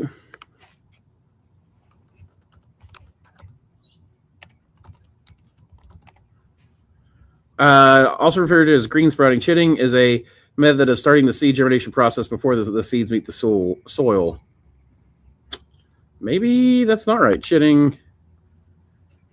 You should chit. Oh, chitting, I guess, is. I'd use the wrong word then. My bad. So chitting would be like starting making sweet potato slips or potato, growing the eyes out. So growing it out before getting it into soil. So what is it called when you file, crack, or cut the seed? Have I ever grown my own tobacco? Yeah, man, I've grown my own tobacco. And not last year, but the year before. That pot right there that we saw earlier that's got the fig in it, I grew a tobacco plant that grew higher than the roof here of the dock. And it had a huge head of pink flowers on it. And man, people would be driving down the road, and like that plant had so many people stop in and asked me if I wanted to keep the tobacco, which yes. A lot of people tell me I needed to top the tobacco, which I told them very distinctly I did not need to top the tobacco because I was growing for seed, and topping the tobacco would keep it from going to seed. And then 2 or 3 times, first time Samantha rushed to me and told me there was somebody out here taking leaves off my tobacco plant. And so I came out here, and then Samantha came out here and caught people taking leaves off my tobacco plants. And I mean, I had leaves that were, I don't even know, like they were from the top of my head down to my groin kind of length, and they were wide. I had huge tobacco plants. It was a Tennessee 86 was the variety I was growing. And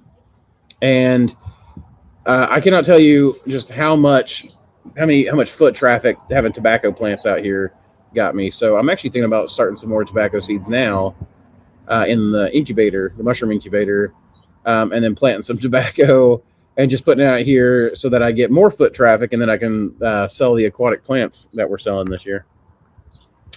I had a buddy send me a photo of chaga growing on pine, which I thought was weird. I know that sometimes it will grow on other hardwoods, but pine. So that's typically not actually chaga. There's one that grows on aspen. I saw this out in Colorado. There was an aspen grove, and of course, in aspen groves, like that whole forest is like one organism, and many of the trees in a certain area that we were in had these huge chaga-like protuberances and protuberances or whatever. Anyways, I cannot brain today. Anyways, the whole idea is that I was really excited. I thought that was chaga, and I was telling somebody about it, and then they corrected me. And then I started learning that there are lots of species that are of fungi that are like chaga that will infect trees, and they'll infect different trees. They typically have host species, and chaga might grow in other hardwoods, but it would probably be pretty rare. It's definitely a birch. Birch is its substrate, basically. And then what you are seeing is probably a lot of chaga-like trees that probably are fungi that have a lot of different health benefits, probably themselves, many of them. Though I would always double check. And though I would be suspicious of anything growing on pine. Not that you can't eat pine. I used to. The inner bark of a pine tree is actually really good survival food. I had a buddy of mine one time that fried some up in butter, and it tasted like a lot like a grilled cheese, with pine in it. So probably not the best food, but pine needles make a great tea. I love pine needle tea when I go camping, and pine needles are super high in vitamin C, and they're available all year round. So you should never get scurvy ever again. Now that you know this information, if you have true pine trees living around you. Weird question. Any ideas for a mushroom mead, beer, or cocktail recipe that's more sweet? Not one for cooking, but your mushroom mead for cooking recipe is great. Thank you. I appreciate that. You can. I like enoki a little bit. Mushrooms are hard, though, to make anything that's really sweet and super tasty. I have not tried candy caps yet, but I have heard that candy cap mead is really good. So I make a lot of different meads. One of my favorites is prickly pear mead, or prickly pear mellow. So we like to go harvest prickly pears, and the easiest way to do it is like take a pair of grill tongs. The ones that are hollow, they got like the little hollow triangle at the end. Those are the best.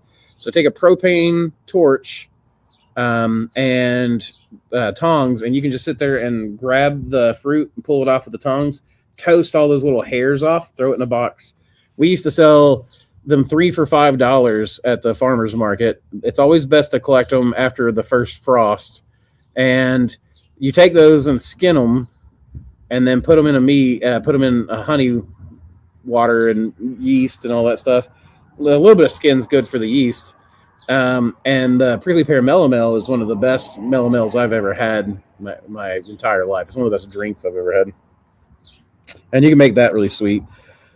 I don't tend to like super sweet wines, though. Right now, I have a beet wine that I made.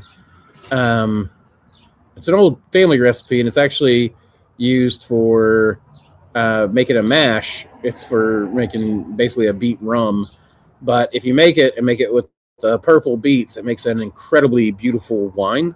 The trick is to add lemon juice to it after you make it, because if you boil the beets and then take that and add it to the sugar and everything else, it'll kind of come out a muddy brown. But then you add like a whole lemon per gallon, like a squeezed whole lemon per gallon, and it'll turn that muddy liquid into like an electric purple, and then it clarifies and it looks a lot like a red wine at that point. So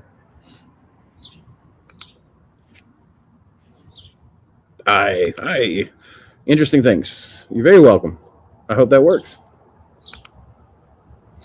Any tips for selling mushrooms at a farmer's market? Samantha's probably the best person to ask that. She handled our farmers markets for like the last year and a half that we did them. But the best thing was free samples, and that was really our best restaurant. Like our best trick, my best. I'm a one-trick pony, I guess. But free samples. Samantha would literally give out a quarter-pound basket to people for free, a mixed basket, and then people could come back and tell them her favorite mushroom. But a lot of people would be like, no, I don't know if I like them. And she's like, well, here, take a quarter pound for free. And they're like, I don't want to do that to you. And she's like, no, take it. And look, if you like them, you can come back and pay for them. And if you don't like them, then let's consider it a cheap test, you know? Because a lot of people would say they don't like mushrooms, and then she'd give them a variety pack and be like, okay, come back and tell me which one's your favorite. And people would come back and they'd buy, a lot of times they'd start buying a pound a week, you know, at the farmer's market from us. So that was the best thing. And she would just let them go. And then people would come back. Like that's probably got us more regular customers than anything, I think, with Samantha just going like, I believe in them. You're going to try them and you're going to want to come back and pay me for them. And that was the real key, I think.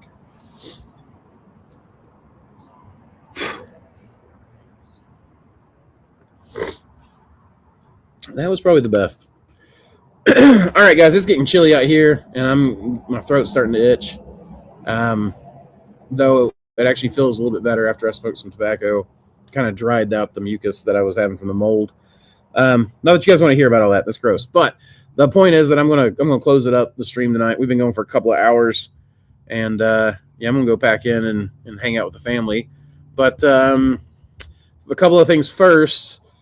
We have our cordyceps class coming up at the first, it's the first weekend of the upcoming month, and then near the 2 weeks after that, I think that we've got the another extracts class. Since people were so interested in that we thought that would be a great addition to go ahead and put that out and get that ready for the cordyceps class. We also still have the class pass, still early in the year. The class pass you pay one time. It's like 33% of what you would take to get all the classes. And of course the extra classes count in that. So it's actually even better now that I've posted another class and I'm about to post another class. And so that's a good way to do it, is the class pass, because you will also get, anytime you get the class pass, every single previous class link. So we can get that for you. And if you don't get them, just ask us. We'll make sure you get them sent to you. But the class pass will get you all of the former lives, and you can still watch them, even though you can't watch them live. And then you can watch all the upcoming ones live as well. And then I wanted to talk to you guys quickly about how we're going to be changing up Patreon and the YouTube channel. I think that what we're going to do is we're going to start streaming more often. But I'm going to have a couple of private streams where only people from, or maybe a private Discord meet or something like that, but where people can get a little bit more intimate access to me. And we'll be publishing Patreon only exclusives for people going forward. I don't have the Patreon reworked yet for that. So we'll get that up there and going in the next couple of weeks. And then from there, we're going to start streaming. And then I'm going to, the plants, I'll be probably dividing that into a separate channel, but it'll do collaborations with YouTube. That's my guess. Of course, none of that is gospel, so don't hold me to any of that. None of that is a guarantee.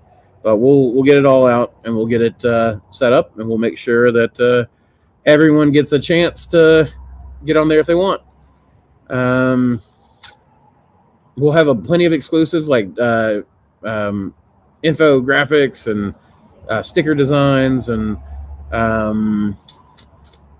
what's the Samantha and I had a couple others. SOPs.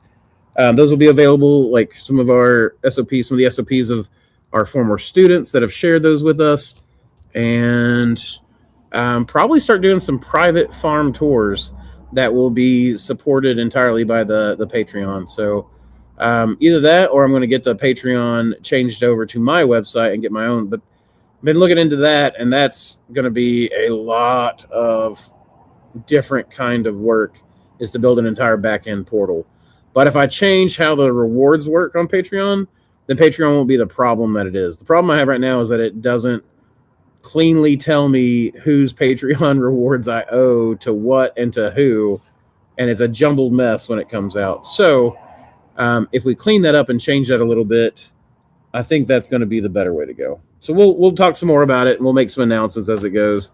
Samantha and I still got to meet some stuff because we got to figure out what fits into the family lifestyle and the life we're trying to build, and what's going to be good for the long haul, because Patreon's a SOB to change things on.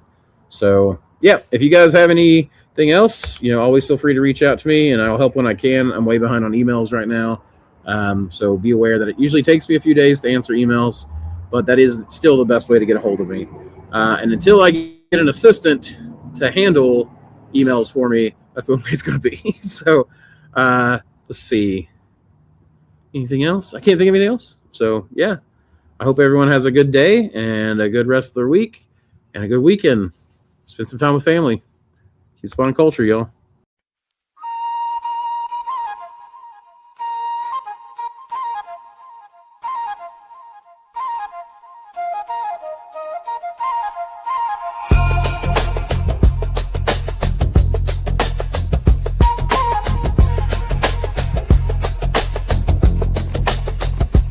Step into the lab, lights hum like a starship dock. Pine logs stacked like data banks in a cube block. I calibrate climates while the timeline bends. Writing fungal code loops only mycelium sends. I navigate ecosystems with instinctive precision. Every egg a plate a portal to a parallel vision. Menaships spin up like reactors at dawn. You want a culture revolution, then you better respond. We fracture the boundaries of the natural order. Make Reishi bloom sideways like a space-time border. I'm an Appalachian alchemist, wild ridge born, with a druid's intuition and a mind full of spores. Keep spawning culture. We're the network underfoot, the unseen sculpture.